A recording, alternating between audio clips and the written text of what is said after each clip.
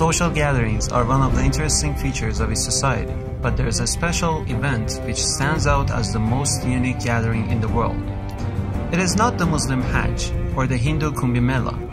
Known as Arbaeen, it is the world's most populous gathering, and you've probably never heard of it. Not only does the congregation exceed the number of visitors to Mecca by a factor of 5 in fact, it is more significant than Kumbh Mela since the latter is only held every third year.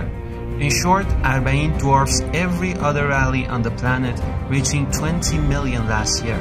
That is a staggering 60% of Iraq's entire population, and it is growing year after year. Above all, Arbaeen is unique because it takes place against a backdrop of chaotic and dangerous geopolitical scenes. Daesh, aka the ISIS, sees the Shia as their mortal enemy, so nothing infuriates the terror group more than the sight of Shia pilgrims gathering for their greatest show of faith. There is another peculiar feature of Arbaeen. While it is a distinctively Shia spiritual exercise, Sunnis, even Christians, Yazidis, Zoroastrians, and Sabians partake in both the pilgrimage as well as serving of devotees. This is remarkable given the exclusive nature of religious rituals, and it could only mean one thing.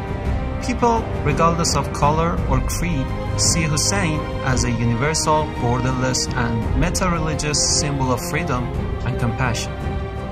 Who is this Hussein who motivates people to defy all the odds and come out to mourn his death 14 centuries after the fact? 570 AD, Arabian society is fueled with ignorance, with injustice, with tyranny, and with cruelty. Injustice on the political level, injustice on the social level, and injustice on the economic level. This man's grandfather, by the name of Muhammad, rises in Arabia. He is able to alleviate all these forms of injustice. The cruelty is removed. The tyranny is now vanished. He is able to establish principles by which every human being can live, Muslim and non-Muslim alike. 50 years after Muhammad's death, the same ignorance returns. The same injustice is now returned. It's fueled the whole Arabian state. Tyranny everywhere, cruelty everywhere. Racism is now part and parcel of that society. A man must stand.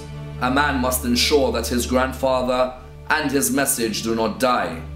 This man is known as Hussein. But this man, Hussein, recognizes that for this message to remain alive, he has to sacrifice his own life. Hussein is revered by Muslims as the Prince of Martyrs, or Sayyid al-Shuhada. He was killed in Karbala on a day which became known as Ashura, the 10th day of the Islamic month of Muharram, having refused to pledge allegiance to the corrupt and tyrannical Caliph Yazid. He and his family and companions were surrounded in the desert by an army of 30,000, starved of food and water, then beheaded in the most macabre manner, a graphic tale recounted from pulpits every year since the day of he was slain. Their bodies were mutilated. In the words of the English historian Edward Gibbon, in a distant age and climate, the tragic scene of the death of Hussein will awaken the sympathy of the coldest reader. Shia Muslims have since mourned the death of Hussein, in particular on the days of Ashura, then 40 days later on Arbaeen. 40 days is the usual length of mourning in many Muslim traditions. An avalanche of men, women and children filled the eye from one end of the horizon to the other. The crowds were so huge that they caused a blockade for hundreds of miles. The 425-mile distance between the southern port city of Basra and Karbala is a long journey by car, but it's unimaginably arduous on foot. It takes pilgrims a full 2 weeks to complete the walk. People of all age groups trudge in the scorching sun during the day and in bone-chilling cold at night. One part of the pilgrimage which will leave every visitor perplexed is the sight of thousands of tents with makeshift kitchens set up by local villagers who live around the pilgrim's path. The tents, called mawkib, are places where pilgrims get practically everything they need. From fresh meals to eat and a space to rest, to free international phone calls to assure concerned relatives, to baby diapers, to practically every other amenity free of charge.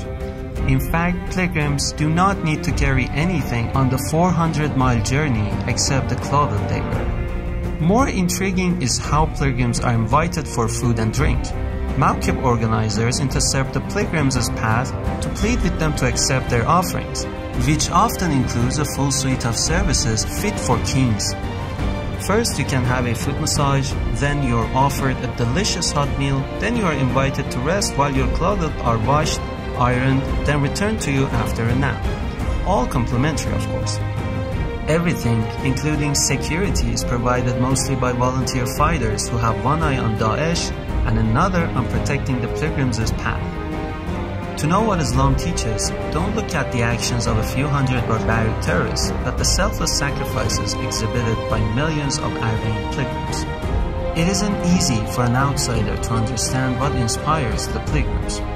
You see women carrying children in their arms, old men in wheelchairs, people on crutches, and blind seniors holding walking sticks. Visitors to the shrine of Hussein and his brother Abbas are not driven by emotion alone.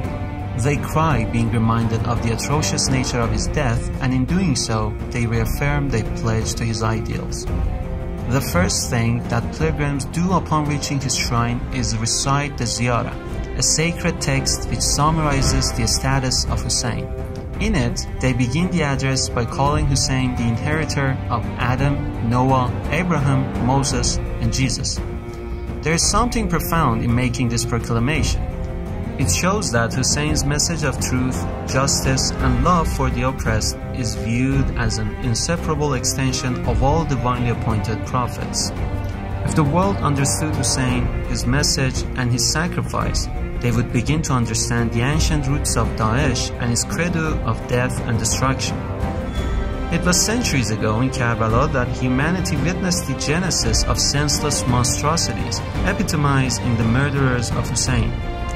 It was pitch-black darkness versus absolute shining light, an exhibition of vice versus a festival of virtue, hence the potent specter of Hussein today. His presence is primordially woven into every facet of their lives. His legend encourages, inspires, and champions change for the better, and no amount of media blackout can extinguish its light. Who is this Hussein? For hundreds of millions of his followers, a question this profound, which can cause people to relinquish their religion for another, can be answered only when you have marched to the shrine of Hussein on foot.